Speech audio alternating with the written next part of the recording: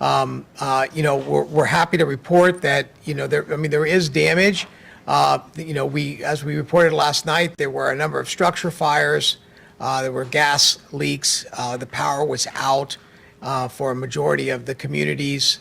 There was road damage, rock slides, etc. Things you would see in a earthquake of this magnitude. But the damage that we are seeing this morning in the light is not as extensive as one could have expected. Now, keep that in mind that we are going to be continuing to do extensive damage assessments.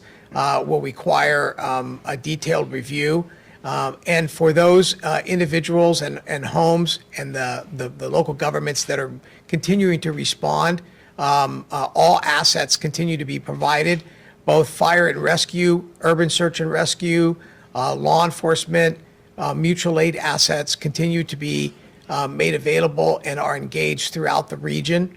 Last night, there was shelters that were open, and the population of the shelter reached just about 200, a little under 200. As a series of aftershocks are occurring, makes sense and logical that people would be a little bit concerned about being in their homes. And so we saw larger shelter populations last night. The Red Cross continues to support those shelters. But in addition, logistically, we have moved into place a significant amount of support in the way of cots, water, meals, and other commodities to make available as necessary. Also happy to report that the major grocery stores and commodity distribution points are back operational. That's a very significant positive step to ensure that those local supermarkets and other local community stores can be made available for individuals to be able to get supplies and food and other commodities as they begin to do their cleanup of damages. Still quite a bit of non-structural damage in each of the homes. People reporting things like glass breaking and shelves that have been overturned, etc. But there have been also structural damage to homes, and as I mentioned earlier, some structural fires predominantly driven by broken gas mains. Today, the power is virtually back on across the city of Ridgecrest. There's a small portion that still is out, and roughly 46 or so customers. And in Trona, the power is still generally out, working on that to try to get the power back up today. In addition, water is, they're finding not as big of an issue, although we've got water commodities available should it be necessary. Right now, both communities are reporting that they have enough water. So those critical lifelines are important and continue to be monitored by us. The state will, of course, as you know, yesterday, Governor Newsom did request from the White House a presidential emergency declaration. The emergency declaration is a declaration for immediate direct federal assistance.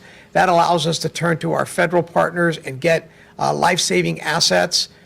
With us today is Bob Fenton, the regional administrator from FEMA. FEMA is already engaged here with us at the State Operations Center as a result of the quick request by Governor Newsom. FEMA has been providing already support for us on the ground. We're also deploying today damage assessment teams and structural engineers in support of Kern County and San Bernardino County, and that's really to go in and start looking at a little bit more granular review of the damage that has occurred.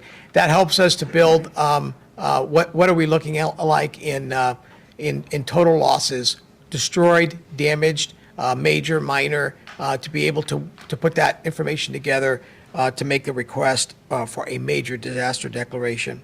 At this point, the State Operations Center is in Level 1 full operation, will remain this way until further notice. The governor has approved all assets of the state to be made available. He updated the state of emergency last night to include San Bernardino and to reflect the new damages associated with the 7.1 that occurred last night.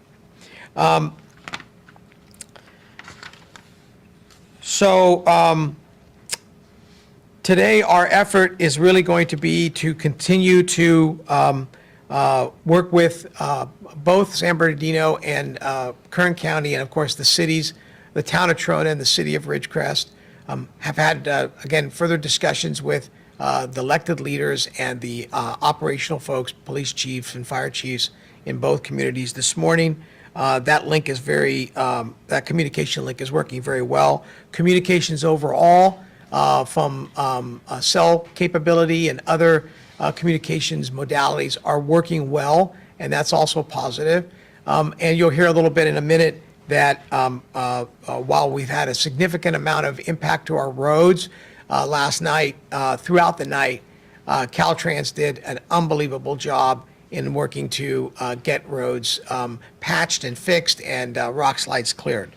While we're, of course, responding to this, we are monitoring the weather conditions. It is going to be in the high 90s, low hundreds over the next day or so. There will be some warm, gusty winds from 25 to 35 miles per hour. This is significant because of individuals possibly not wanting to go back in their home. We're going to want to make sure that there'll be enough cooling centers and other kinds of things like water and shade to make sure that we don't have secondary issues. We're also monitoring fire weather activity throughout that part of the state and other parts of the state with regards to potential for wildfire, and Chief Porter from CAL FIRE will mention that in a few minutes. So with that, I'm going to now turn it over to the Commissioner of the California Highway Patrol, Commissioner Warren Stanley, or talk about CHP's support.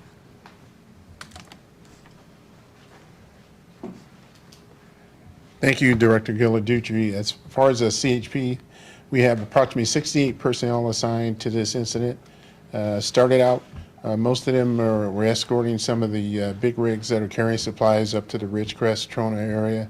We also have a number of personnel that are also providing law enforcement services to our law enforcement partners there, the police department, the sheriff's department, and the fire department. We also have 3 of our airships up there, 2 helicopters and an airplane. The helicopters are using their thermal imaging capabilities to look for additional gas leaks and fires, and they're also assisting with damage assessment. Our airplane is also helping to check out some of the roadways in the area to make sure they're clear and no additional damage. And Director Kim will talk about that in a few moments. Also, our officers on the ground that are providing that roving patrol, they're also checking on all the state facilities in those areas to try to do a preliminary damage assessment to make a determination that those offices can open on Monday when state business goes back into action. So that's what we're doing now. We have a great team working together, working here with the other state agencies and our law enforcement partners in the area of Ridgecrest and up in Trona. And with that, I'll turn it over to Major Baldwin. Morning, everybody. The California Military Department has 300 personnel on duty in response to this incident. We're flying missions in support of other response agencies to move responders and supplies into the area. We are also going to be flying both manned and unmanned surveillance aircraft to assist with damage assessment. We've moved 200 personnel in the vicinity of the incident to be ready to respond to requests for support from law enforcement or any other agency. And the rest of the California National Guard and California State Guard are ready in the event that additional military capability is required. We've coordinated with officials at the Pentagon, and if we need additional out-of-state support, they've committed that they'll be able to help us quickly if that's necessary. I'll be followed by Chief Tom Porter from CAL FIRE, who I'll trip over. Good morning. CAL FIRE, California's fire department, is fully staffed at peak levels to support this event, as well as be prepared for any wildfires that may occur throughout the state. during this period. Also, our Office of the State Fire Marshal is engaged with pipeline inspections under their jurisdiction and certifying that those are being done, and the petroleum pipelines that they are looking at are safe to operate, and assessing, along with DGS, our responsibilities under the state building assessment. Thank you. I'll be followed by David Kim, Secretary, California Transportation Agency. Good morning. There is good news to report on the status of roadways impacted by last night's event. All repairs have been made. All roads are now open. As the director indicated at the outset, in particular, State Route 178 sustained significant damage last night. Caltrans crews worked overnight to repair that damage. They also cleared all rock slides on State Route 178, State Route 127, and State Route 190. Also, all state bridges have been fully inspected and cleared for safety. And finally, Caltrans staff is in touch with local officials to provide any assistance for any needed inspections. And with that, I'd like to turn it over to Marco Meach, Deputy Secretary, Health and Human Services. Thank you. Good morning. We have fully activated across our agency, and that includes the Emergency Medical Services Authority, the California Department of Public Health, and the California Department of Social Services. Secretary Galley is in communication with the local hospital, and we are not tracking any unmet needs at the time. We're also looking and are in contact with all the medical, health, and community care facilities in the region and are not tracking any unmet need. As Director Ghilarducci noted, we do have a shelter that is active in that area, and we're not tracking any unmet need at that shelter either. Thank you. Good morning. I'm Bob Fenton. I'm the FEMA Region 9 Regional Administrator. We've been coordinating closely with the State of California Office of Emergency Services since July 4th and the first earthquake. Following the event last night, we went ahead and deployed all the key federal agencies and departments up here to work with OES and state agencies to make sure that if there's any resource that the state needs to aid those impacted, that it's available and ready. We've gone ahead and pre-positioned some resources and we'll continue to coordinate with the state. As Mark had talked about, the next step is actually doing preliminary damage assessments to see if what other federal authorities may be brought to bear to help those in the recovery of this event. That concludes my briefing. Thank you. So we just came out of an hour-long briefing with the governor, and to reiterate the priorities that he set for us, and what we'll continue to work here in the State Operations Center over the next operational period is to obviously continue to support the efforts to protect lives and property and the environment throughout this. Throughout the response phase as we transition from response into recovery. Continue to coordinate all the emergency operations that we're doing here and in our regional centers and at the local EOCs. Work to make sure that all of the critical infrastructure lifeline restoration gets done in this next operational period, working with our private sector utility partners, telecoms, and supply chain management groups. We'll continue to provide accurate public information as to what's happening with regards to the response and recovery. And then we'll focus on meeting whatever unmet needs are throughout the region for health and medical and people with access and functional needs.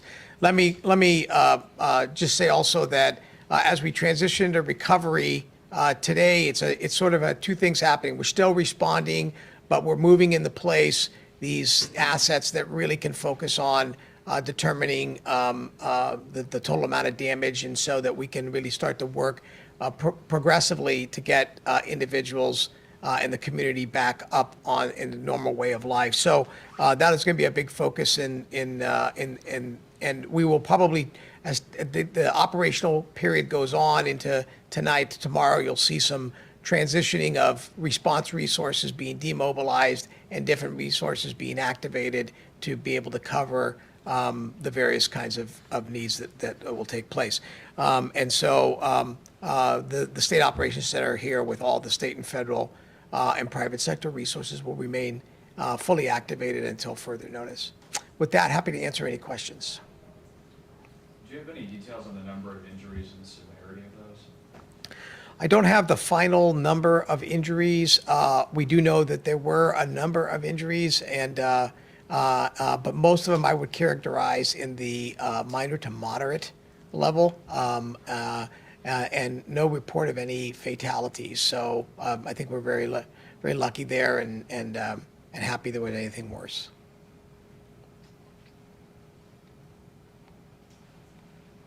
Can you talk about the conversations you've been having with the private utilities, especially as it pertains to gas lines, and then you have this added concern with wildfire potential? Well, you know, we've been working very closely with the utilities over the course of the last few months in the effort of preparing the community as a result of public safety power shutoffs. And so that's helped to build that coalition in the effort of making sure that communities are as prepared as possible. We generally have, though, here embedded in the State Operations Center, the California Utility Emergency Association. It is an association that represents all of the power, water, wastewater utility providers and telecommunications. They're embedded here, and they have been working very, very diligently, ensuring that that the priority to get power to things like the hospital is done first, and then, you know, as they move forward and branch out, that the rest of the community gets back up and operational. Right now, there's a big effort on doing gas leak detection, so they've got a lot of sniffer vehicles out there and other kinds of equipment to ensure that the gas mains or the gas lines get fixed. That's going to always be an issue after an earthquake, and that could take a few days to be able to address that. Can we go over safety tips for people that they tend to forget how to act if an earthquake happens? Yeah. So, well, the first thing is that if you're in a structure and you start to feel an aftershock or another earthquake, you want to drop cover and hold on. The idea is to get under something that is strong and heavy that will protect you in the event of anything that may be falling. You want to cover the back of your head and crouch down under that heavy piece of furniture. Standing in doorways is not a good idea. Standing next to a refrigerator is not a good idea. Refrigerators will move significantly and doors swing. Best to get down underneath something that's solid and in place to be able to protect yourself. If you're driving, pull to the side of the road, put your car in park and stop in a safe location until the shaking stops. Really not want to go running outside if you're in a high rise. Use the stairwells after the shaking stops to go down the stairwells. Do not use the elevator.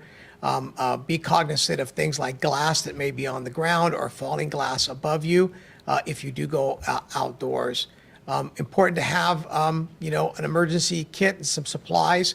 If you have not gotten those yet, go to one of the stores that's open and get some water and supplies in the event that there is an aftershock. The potential is, talking with the California Geologic Survey and the United States Geologic Survey, the seismologist, there will be a significant number of aftershocks, but there is a 5% chance that you could get another earthquake as large as this earthquake last night. So we want to make sure that people over the next 24 to 48 hours are prepared and cognizant of what to do should more earthquakes occur. Any other questions? Okay, great. We'll do a follow-up press conference as announced, possibly later tonight or first thing tomorrow morning. Thank you very much. Major Baldwin, what's your first name? It's Major General Baldwin, and it's David.